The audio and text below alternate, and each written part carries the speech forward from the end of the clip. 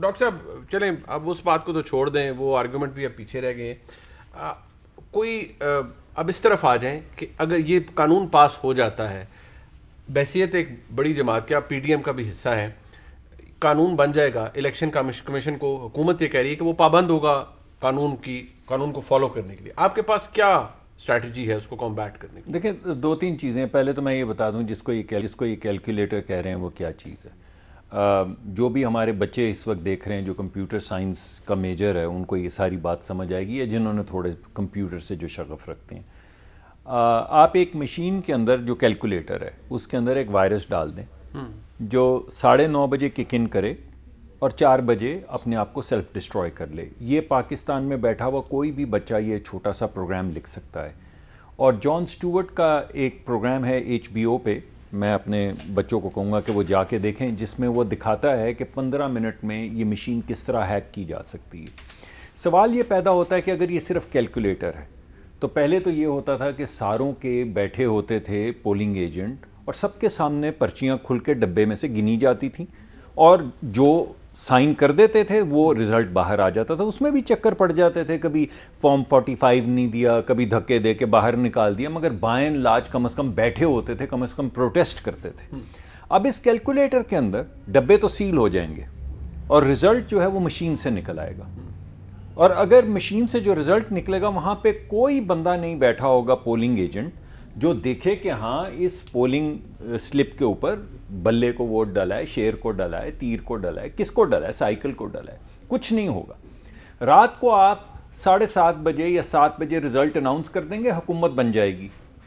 और फिर आप बोलेंगे अब जिसको एतराज़ है वो चला जाए इलेक्शन ट्रिब्यूनल के अंदर, 2-3 साल के अंदर डब्बे खुल जाएंगे और फैसला सामने आ जाएगा। देखें, जिस मुल्क के अंदर धुंध छाती हो, भी आपने रिपोर्ट देखी डस्का की, उस रिपोर्ट को पढ़ने के बाद हमें ख्याल करना चाहिए कि हम लोगों से ये अगर लोगों का ये एतमाद उठ जाए कि उनके वोट की कोई हैसियत नहीं है, वो वोट किसी को भी डालें, रिजल्ट वो निकलेगा जो कुछ क्या होना चाहिए बेहतरी के लिए? जी, बेहतरी का तरीका ये होना चाहिए कि इलेक्शन चोरी जो होते हैं उसके खिलाफ कवानीन सख्त किए जाएं और पाबंद किया जाए कि जो इलेक्शन जब काउंट हो रहे होते हैं वोट, इनको मालूम है मुझसे ज्यादा कि वहां पे पोलिंग एजेंट का होना जरूरी है, उसका साइन करना जरूरी नहीं होता। डॉक्टर साहब ये भी अभी मिफ्ता साहब का इलेक्शन हुआ, उसमें 90% जो फॉर्म 45 थे उस पे किसी के सिग्नेचर नहीं थे। डॉक्टर साहब ये भी कानूनी सजा डालें, जो प्री पोल रिगिंग है, अब वो तो अब देखे ना, जितने मर्जी आप इलेक्शन के कानून अच्छे बना लें,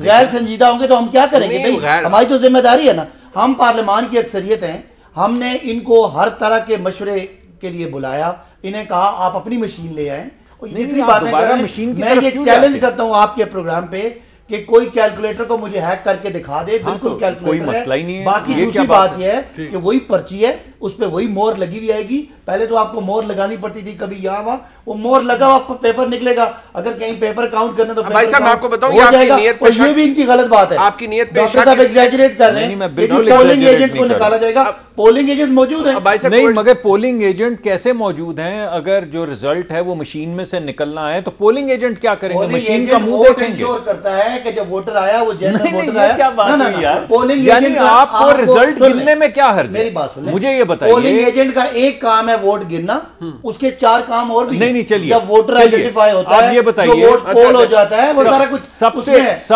सबसे अहम चीज ये है कि वोट जब गिने जाएं तो इंसाफ के साथ पता चले वोट किसको पड़े हैं। आप सारा दिन पोलिंग एजेंट बिठाई रखें, रिजल्ट के वक्त बोले नहीं बस जो मशीन से निकला है वो रिजल्ट। 2014 से आप ईवीएम ला जाते, वो क्या था? वो कौन सी मशीन थी बताएं? मैंने आपको अभी बताया है कि जिस शख्स ने ईवीएम बनाई है वो कहता है मैं 15 मिनट में हैक कर देता हूं। आपकी नीयत में जो लोग आईटी के लोग सुन रहे, यकीन माने वो हंस रहे हो, हम क्या बात नहीं, वैसे हंसने के लिए और भी बड़ी चीजें हैं। मुझे ये बता दें, आपके पास अपना ऑनलाइन बैंक अकाउंट है, मैं चैलेंज करता हूं कोई आपको हैक करके। भाई इटली भी झूठा है, स्पेन भी झूठा है, फ्रांस भी झूठा है, जर्मनी भी झूठा है। लास्ट बात खत्म हो गया, देखिए एफबीआर की अभी रिसेंटली ये वेबसाइट्स हैक हुई, नेशनल बैंक की हैक हुई, प्राइम मिनिस्टर का फोन हैक हुआ। और अब भाई हमें कह रहे हैं कि जी कि ये काम नहीं इंटरनेट कनेक्टेड डिवाइस है, मैं दोबारा बता रहा हूं। अच्छा नहीं, पर भाई साहब आप पे एतबार इसलिए नहीं है कि बाई इलेक्शन हुआ, एक बाई इलेक्शन हुआ सियालकोट का, तारीख की बदतरीन धांधली आपके तरीके पे, हमारे तरीके पे तो हुआ नहीं। ओ तो इलेक्शन ने तुसी गवर्नमेंट ने तोड़ी सी ना भाईजान। हम कह रहे हैं शख्सियत से बालातर होके इलेक्शन कमीशन की रिपोर्ट है, वो इनके तरीके पे हुआ। 2 रिपोर्ट है, उसके अंदर आपकी सारी मैनेजमेंट नजर आई, डब्बे गायब, बंदे गायब। इलेक्शन को हमने कराना है, वो तो इलेक्शन कमाल है आपके इंतजाम जो है आप इनके मुशीर ऐसे निगरान हुकूमत ने कराना है, इनके तरीके पे इलेक्शन जिसमें फ्रॉड हुआ, हमारे तरीके से फ्रॉड हो नहीं सकता। मन नहीं होती है। नहीं आप मुझे बताएं ना। नहीं तो मैं आपको बता रहा हूँ यार, 2 रिपोर्ट नए तरीके से या पुराने से हुआ। डिस्ट्रिक्ट एडमिनिस्ट्रेशन उसके साहब आप कौम को ये बताएं कि क्या वो हमारे तरीके से हो या इनके तरीके से? ये तरीका क्या होता है आपको? अच्छा पुराने तरीके से हो रहा था, आप अच्छा करवा लेते, आप अच्छा करा लेते, आप दादी ना करवाते। अब आप एक डस्का की एडमिनिस्ट्रेशन को पूरी पीटीआई की जो सोच है आप उसको कंपेयर कर रहे हैं। मैं तो ये कह रहा हूँ आपके दौर में तो ये काम नहीं होना चाहिए था, ये गलती होगी। मैं साफ चली शफाफ चली, ठीक है इंशाल्लाह। और ये जिस तरह हमने पूरी क्रिकेट की दुनिया में न्यूट्रल अंपायर इंट्रोड्यूस करवाए और दुनिया आज मान रही है इंडिया न्यूट्रल ये इलेक्शन का इन्होंने ईवीएम मुल्क का बेड़ा गर्क क्रिकेट की एग्जांपल्स दे दे के न्यूट्रलिटी पता नहीं कहां चली गई थी, मुझे समझ नहीं आया।